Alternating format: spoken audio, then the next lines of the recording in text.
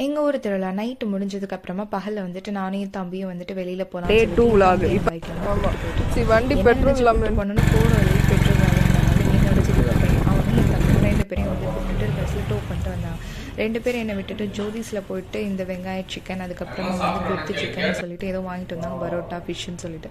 வீட்டில் வந்து நாட்டுக்கோழி குழம்பு, ரசம் எல்லாமே வச்சுருந்தாங்க. இதெல்லாம் சாப்பிட்டு முடிச்சுட்டு நம்ம சும்மாவே ஏதாவது ஒரு பட்டர்ஸ்காட்ச் ஒரு நிறையா சரின்னு சொல்லிட்டு ஆளுக்கு ஒரு பட்டர்ஸ்காட்ச் ஐஸ்கிரீம், எனக்கு பிடிச்சது பட்டர்ஸ்காட்ச், இதெல்லாம் வாங்கி முடிச்சுட்டு சாப்பிட்டு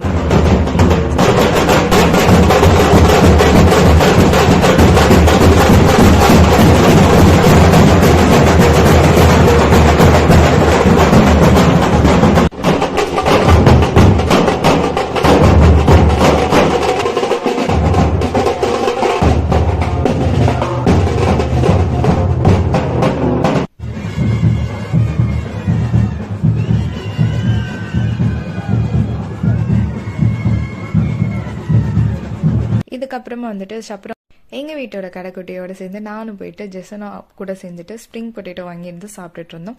அப்புறம் வந்துட்டு நானும் ஜெசவும் போயிட்டு கடைக்கிட்டில் வந்து ஷாப்பிங்லாம் பண்ணாலும் சொல்லிட்டு இருந்தேன். கடைசியில் எனக்கு அவள் தான் ஒரு இயரிங்கும் செலக்ட் பண்ணி கொடுத்துருந்தா.